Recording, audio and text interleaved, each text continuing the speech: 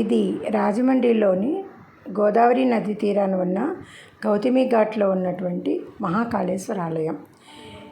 ఇక్కడ ఉజ్జయిని మహాకాళేశ్వరుడికి ఏ రకమైన పూజలు అర్చనలు నిర్వహిస్తారో ఇక్కడ కూడా అలాగనే నిర్వహిస్తూ ఉంటారు. ఆలయం చాలా సుందరంగా ఉంటుంది. ఎంతో అందంగా దీన్ని తీర్చిదిద్దారు ఈ ఆలయాన్ని. తెల్లవారుజామున 4 గంటల నుంచి 6 గంటల వరకు భస్మహారతి ఉంటుంది. చితాభస్మంతో భస్మహారతి ఉజ్జయినిలో చేసినట్టుగానే ఇక్కడ కూడా చేస్తారు. అది చూడ్డానికి చాలా బాగుంటుంది. అంటే ఎంతో వైబ్రేషన్స్ మనకు వస్తాయి. మనం చూస్తుంటే చాలా పరవశించి చూస్తామన్నమాట అటువంటి హారతి. అందుకని నేను ఈ హారతిని అందరికీ చూపించాలి అనే ఉద్దేశంతో ఈ వీడియోని తీస్తున్నాను. ఆలయాన్ని కూడా మనమందరం చక్కగా చూడవచ్చు. ఇక్కడ భస్మహారతి సమయంలో చూడటానికి లేడీస్ని కూడా అనుమతిస్తారు. మనం బయట నుంచి చూడవచ్చు. గర్భగుడిలో మహాశివలింగం ఉంది. ఈ శివలింగానికి 4 వైపులా ద్వారాలు ఉన్నాయన్నమాట. గుడి 4 పక్కల ద్వారాల్లోంచి మనం ఆ శివుని దర్శించుకోవచ్చు. అభిషేకం జరుగుతూ ఉంటే నలువైపుల నుంచి మనం చూడవచ్చు అన్నమాట. చాలా చక్కగా కనిపిస్తూ ఉంటుంది. మధ్యలో పెద్ద శివలింగము. గుడి అంతా మనం చుట్టూ 4 ద్వారాలతోటి చాలా అద్భుతంగా ఉంటుందన్నమాట టెంపుల్.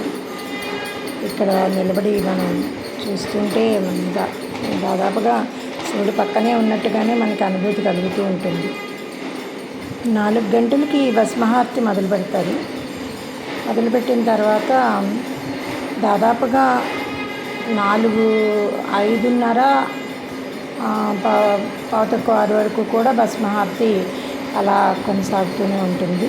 చివరిలో మహారతి ఇస్తారు. పెద్ద స్వామివారు వస్తారు.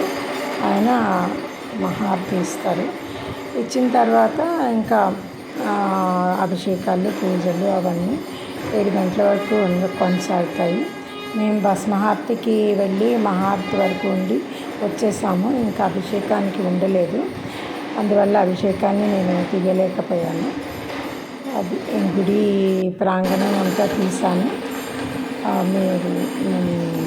చాలా వరకు తీశాను. ఆల్మోస్ట్ అంతా పెట్టాను. కానీ మీరు ఎప్పుడైనా రాజమండ్రి వెళ్తే మాత్రం మిస్ కాకుండా ఈ ఆలయాన్ని మాత్రం దర్శించండి. భస్మహారతిని తప్పకుండా దర్శించండి. మగవాళ్ళు పంచి కట్టుకోవాలి. పైన షర్ట్ అది లేకుండా ఉండాలి. ఆడవాళ్ళకి అభిషేకం చేసే ప్రవేశం లేదు.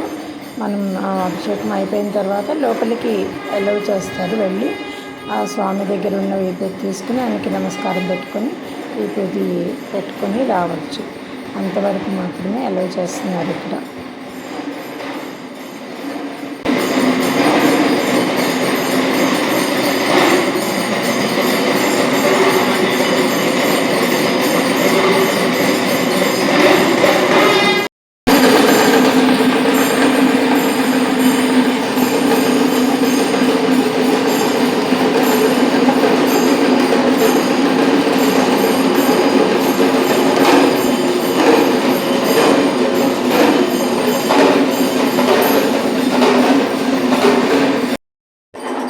చెప్పాను కదా, ఇది 1.5 గంటల కాలం కొనసాగుతూనే ఉంది. వాయిద్యాలు ధ్వని నేను తగ్గించాను. చాలా చాలా హెచ్చుగా ఉన్నాయి అక్కడ. చాలా గట్టిగా వాయించారు. ఆ వాయించడము ఈ విభూతి అంతా మన మీద అలా ఎగురుతూ గాల్లో లేచి పడుతూ ఉండడము, అక్కడ మంత్రాలు చదువుతూ ఉండడము, ఒక రకమైన మనకే తెలియని ఒక అనుభూతి అది కలుగుతుందన్నమాట. చాలా అంటే మన మాటల్లో మనం కొన్ని చెప్పలేం కదా. అలాగా ఇది 1.5 గంటల కాలం కొనసాగినటువంటిది నేను చాలా కొంచెమే పెట్టాను ఈ వీడియోలో. ఈయన అర్చక స్వామివారు అన్నమాట. చివరిలో అందరూ భక్తులందరూ అయిపోయిన తర్వాతే ఈయన మహాభిషేకం చేసి ఆ తర్వాత కంటిన్యూషన్గా మహారతి కూడా ఇచ్చారన్నమాట. మహాభిషేకం చేసినప్పుడు అసలు ఆ వైబ్రేషన్స్ వేరే రకంగా ఉన్నాయి. అది చెప్పలేము మనం. అంత వాయిద్యాలేమో చాలా ఘోషగా వాయించేశారు. ఆయనేమో అలా తన్మయత్వంతో ఆయన అభిషేకం చేస్తున్నాడు. చాలా చాలా బాగుంది.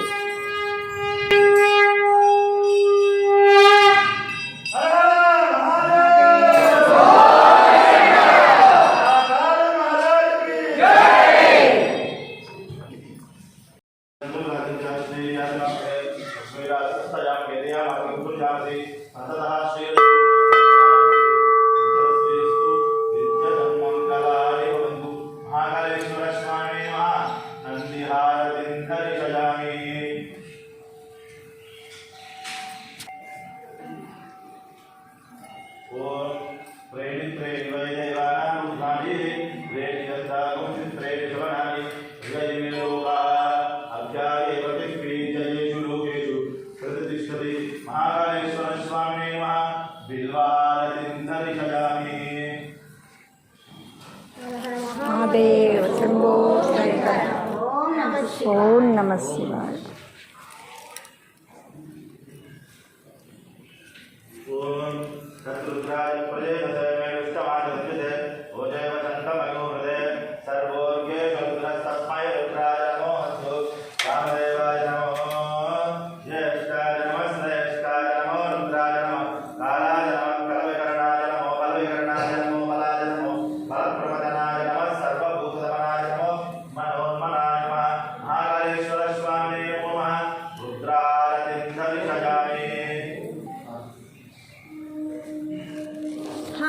हर हर महादेव शंभो।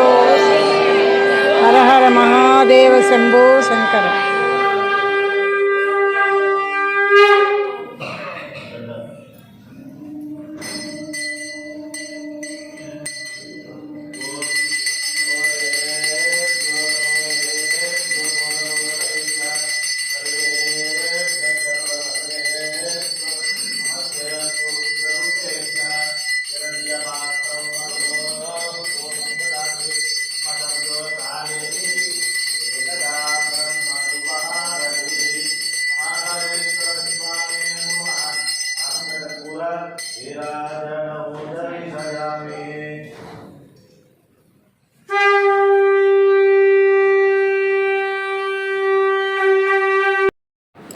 గుడి ప్రాంగణం అంతా కూడా చాలా అందంగా ఉంది. శిల్పకళ చాలా బాగుంది. అన్ని పాలరాతి కట్టడాలు కూడా ఉన్నాయి. చాలా చాలా బాగుంది. గుడి అట్మాస్ఫియర్ కానీ గుడి కానీ బాగుంది. అమ్మవారు ఈవిడ చక్కగా ఉన్నారు. తర్వాత గుడి చుట్టూ చాలా దేవతా విగ్రహాలు, ఆచార్యులవి, గురువులవి, తర్వాత ఈ దశావతారాలవి, ఇలా ఎన్నో పాలరాతి విగ్రహాలను పెట్టారనమాట. గుడి ప్రాంగణం చుట్టూ ఉన్నాయి. అవి చాలా చాలా బాగున్నాయి. ఆ శిల్పాలన్నీ కూడా చాలా బాగున్నాయి. చాలాసేపు మనం ఆ గుడిలో స్పెండ్ చేయొచ్చు. చాలా ఆహ్లాదంగా స్పెండ్ చేయొచ్చు. చాలా బాగుంది. చుట్టూ చూసి ఫోటోలు తీసుకోవచ్చు. బయట కూడా మనం దీపాలు పెట్టుకునేందుకు శివుడి విగ్రహాలు అవన్నీ ఉన్నాయి. అవే కాకుండా గోశాల ఉంది. చాలా మంచి గోశాల. ఇదిగో ఆవుల దగ్గర చక్కగా మనం వాటికి పసుపు కుంకుమ అవి పెట్టి కొంచెం ఫుడ్ వాళ్ళు గడ్డి వాళ్ళే ఇస్తున్నారు. మనం దాన్ని తినిపించి వాటికి కొద్దిగా సేవ చేసుకుని రావచ్చు. గోశాల మంచి గోశాల అని వాళ్ళు మెయింటైన్ చేస్తున్నారు. దైవ సన్నిధిలో గోసేవ కూడా చేసుకొని చక్కగా మనం ఆనందంగా చాలా హ్యాపీగా మనం గడిపి రావడానికి, ఎంతో ఆధ్యాత్మికమైనటువంటి అనుభూతిని పొందడానికి చక్కటి స్థలం. మీరందరూ కూడా ఒక్కసారి వెళ్ళి దర్శించండి. నచ్చిందా ఈ గుడి, ఈ వీడియో? నచ్చితే ఒకసారి వెళ్ళి సందర్శించండి. వీడియో నచ్చితే లైక్ చేయండి, షేర్ చేయండి, సబ్స్క్రైబ్ చేయండి. Thank you.